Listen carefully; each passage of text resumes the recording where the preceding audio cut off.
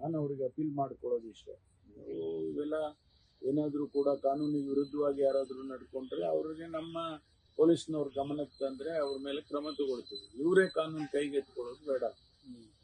ಕಲ್ಲು ಹೊಡೆಯೋದು, ಮಾಡೋದು, ಪ್ರಚೋದನೆ ಮಾಡೋದು ಇಂಥದ್ದೆಲ್ಲ ನಡೆದ್ರೆ ಯಾರಿಗೂ ಕೂಡ ಶಾಂತಿಯಿಂದ ಇರೋದಕ್ಕೆ ಸಾಧ್ಯ ಇಲ್ಲ. ಹಾಗಾಗಿ ನಾನು ಅವ್ರಿಗೆ ಅಪೀಲ್ ಮಾಡ್ಕೊಳ್ತೇನೆ, ಎಲ್ಲರೂ ಕೂಡ ಸಹಕರಿಸಬೇಕು ಮತ್ತು ಕಾನೂನು ನಾವು ಮೇಂಟೈನ್ ಮಾಡೋದಕ್ಕೆ ನಮಗೆ ಸಹಕರಿಸ್ಬೇಕು ಪೊಲೀಸ್ ಇಲಾಖೆಗೆ ಅಂತೇಳಿ ನಾನು ಅವರಿಗೆ, ಮುಖಂಡರುಗಳಿಗೆ, ಅಲ್ಲಿನ ಸ್ಥಳೀಯ ಮುಖಂಡರುಗಳಿಗೆ ಅವ್ರಿಗೆಲ್ಲ ಅಪೀಲ್ ಮಾಡ್ಕೊಳ್ತೇನೆ.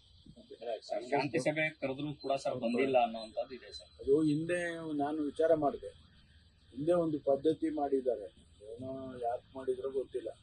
ಶಾಂತಿ ಸಭೆ ಮಾಡಬೇಕು ಅಂತ ಅಂದರೆ ಅವ್ರನ್ನೇ ಬೇರೆ ಒಂದು ಸಮುದಾಯದವ್ರನ್ನೇ ಬೇರೆ ಕರೆಯೋದು, ಇನ್ನೊಂದು ಸಮುದಾಯನೇ ಬೇರೆ ಕರೆಯೋದು, ಆ ಥರ ಮಾಡಿದ್ದಾರೆ.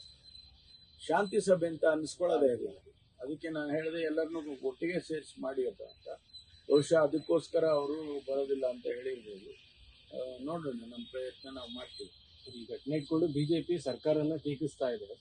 ಕಾಂಗ್ರೆಸ್ ಸರ್ಕಾರ ಇರೋ ಕಾರಣಕ್ಕಾಗಿ ಇಷ್ಟೊಂದು ಧೈರ್ಯ ಬಂದಿದೆ, ಪುಂಡರಿಗೆ ಕಲ್ತೂರುವಂತ ಪರಿಸ್ಥಿತಿ ನಿರ್ಮಾಣ ಆಗ್ತಾ ಇದೆ. ಓಲೈಕೆ ಕಾರಣಕ್ಕಾಗಿ ಅವರು ಅದನ್ನ ಹೇಳ್ತಾನೆ ಇದ್ದಾರೆ, ಓಲೈಕೆ ಮಾಡ್ತೀವಿ ಅಂತಾನೆ ಹೇಳ್ತಾನೆ ಇದ್ದಾರೆ.